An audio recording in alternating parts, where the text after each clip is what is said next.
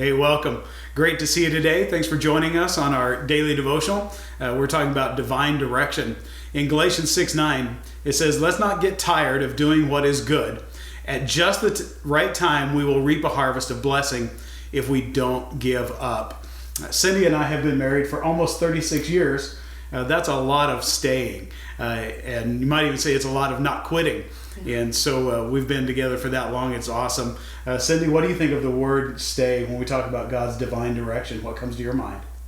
When I think of our marriage and staying, I think of not quitting, staying the course, being committed to that original decision that we made to stay together. Yeah.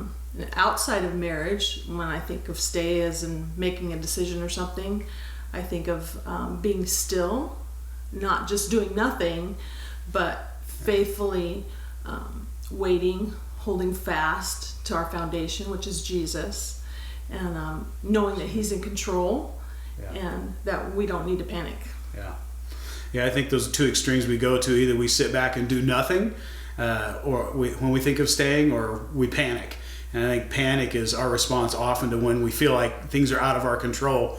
But I've learned that panic actually creates more chaos in our life than the actual difficulty that we may be going through or the answer we may be longing to hear.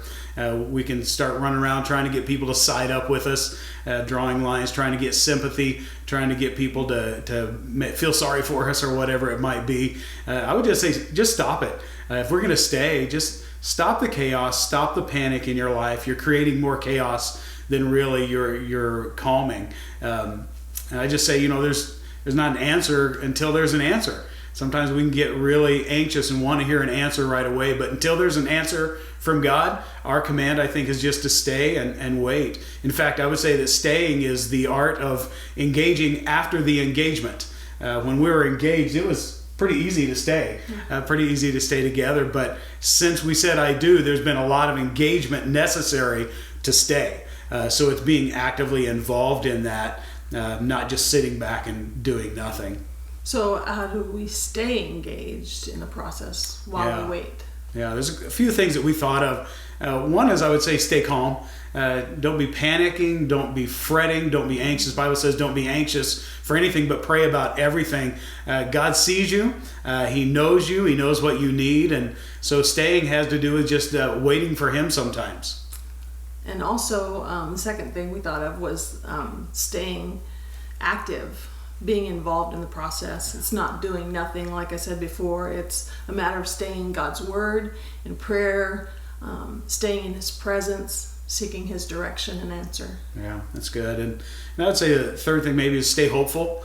There's always a light at the end of that tunnel. There's always an end to what you're going through. Just by definition, if you're going through something, there's an end to it. And so I would encourage you, hang on till the end. Hang on to that hope that it does get better. This isn't all there is. God has a plan. So stay calm, stay active, stay hopeful, keep your eyes on Him, keep your eyes on the prize. He's got something great for you if you can learn to just stay and wait. So again, the verse, Galatians 6:9, don't get tired of doing the right thing, but because there's an answer coming if you don't give up. So our encouragement to you is simply this: stay. Have a great day.